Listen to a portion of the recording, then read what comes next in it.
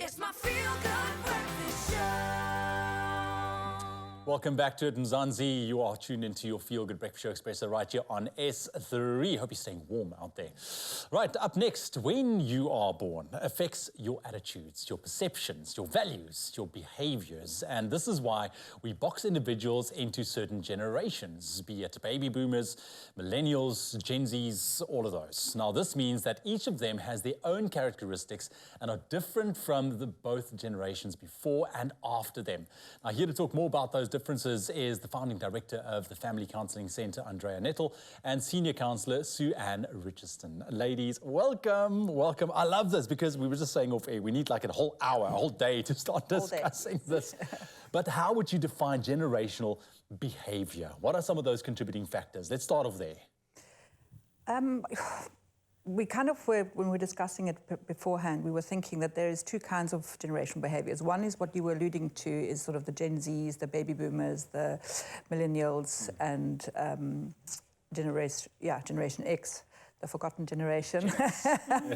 But then there's also the intergenerational behaviour patterns. So, and that often gets juxtaposed on what is influencing the generation more. When, the time that they're born, or how they were growing up. Oh, I see, because I mean, that can cause, obviously a lot of conversation on its own as well. Yes. Are there key differences when it comes to generational behaviour with regards to attitudes, values, behaviours that you in your professional space have been able to identify and see? Again, it's interesting. We did some research before we came, of course, and it really depends on what sphere of life you're looking at. So there's been a lot of research about workplace differences. And I think in workplace differences, we can definitely see key attitudes and behaviors and how do managers address certain generations to get maximum work output. So that is there. But in our work, it's more the intergenerational stuff that we see in terms of how parents have raised their children. And there are patterns there, sure, if we think about how our philosophies and perspectives on parenting, how that's adapted and changed, then obviously that influences the next generation. Yeah. So we're definitely seeing rises in like self-esteem. I read an interesting article about key narcissistic tendencies that are on the rise. And yet we are also seeing massive anxiety increase in suicide. So the two seem to be contradicting each other. So yes, to answer your question, there are patterns and key attitudes. But what we're finding in our line of work is the life that people live definitely influence those attitudes. Yeah, absolutely. And if you take a look at, how we grew up as kids, it's vastly different to how kids are being raised today. And yes, it does stem from how parents go about interacting with their children. Work and pressures and those have obviously increased as well over the recent years. But at the end of the day, we've got so much else that can affect us, things like YouTube and, friends and the way that the speaking, So how does all these kind of factors, I think, translate into places like the workplace? Because now you're dealing with maybe a company owner, that's, born in the 80s, or say now you have somebody young that's been born in the 2000s, who brings a whole new dynamic to the workplace. How do we kind of look at that? From our side, what we've experienced is that there are these stereotypes, obviously, and they are based on truths. Like you say, as a Gen X, we grew up with much less electronics and cyberspace awareness. Yeah. But we have found that there's often this misconception that just because somebody is born in the 2000s, they will know more about technology than somebody that is born in the 60s kind of thing, because it's also a personal thing, the interest levels. But I do agree with you that the environment is forming the generations. And I remember being at one of the talks about when they were figuring out what is a generation. And a generation is basically depicted by what can that generation remember. For instance, you get the millennials, which were the people who were growing up around about 2000, and then 9/11 came. So which was 2001. So the generation shifted because the world was different after 2001. So these kids born probably, 3 or 4 years before that, they now don't know the world prior to 9/11. And therefore, their worldview is very, very differently shaped than people who grew up in a world prior to 9/11. So it is the world events that shape it, and it's the technology that shape it, but it's also sort of the, and which is big at the moment, is sort of that social media component on what is trending and what is important to the industry, whatever industry you might be in, and what people are taking from it and what gets perpetuated through social media. Absolutely. And I mean, that is such a big factor because, I mean, that's where, I mean, you base a level of importance on something in your own life as a youngster in today's day and age. Just something like social media, it's something that the parents might not fully understand, but they deem so much or get so much value out of that. But I mean, it becomes rather interesting when you take a look at somebody that, you know, has been growing up in a more modern space, like I mentioned, the workplace especially, because now you have a young person stepping in and, you know, they obviously want to or go about doing things the way that they've experienced it and learned about things, you know. Can it cause a lot of conflict? And how do we view that? How do we deal with that kind of generational gap? So it's interesting. If we look at the workplace, we have now I always get confused. So you've got the baby boomers, right? And there was this increase in individualization that happened towards as they were growing up. And then you see an increase in that trend. So it's not always that the generational differences are what's the word I'm looking for? Almost a surprise, right? Sometimes we see continuous increases in certain things happening, like individualization. So with every generation that increases, but that has an impact on the workplace. So what is interesting is that if you look at the baby boomers, there was much more structure, much more, you know, the workplace is like this. You must work in the same job for 30 years.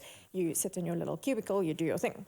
You don't even have to go to an office. Well, there's that. So, and then the next generation, you see, I suspect what happened is that we all respond to our parents and our experiences. We either choose to copy it or we choose to reject it. And what seems to be happening is that people, so in that generation, there was a lot of rejection.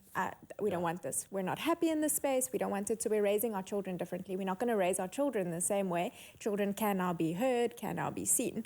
So now you have a generation of wanting to be heard, wanting to be seen, wanting to be recognized, entering into the workplace. They don't want a lot of supervision. They don't want a lot of input. They want freedom. And they did better like that. I mean, research is showing that let them go, let them work, give them their cues, and then they're better for it. Sorry, that was our Yeah, sign but for... yes, I saw that. You took us by surprise there. We're going to be back with our lovely ladies in just a little bit, continuing that, that generations. There's so much to talk about. Stick around. It's my feel-good breakfast show.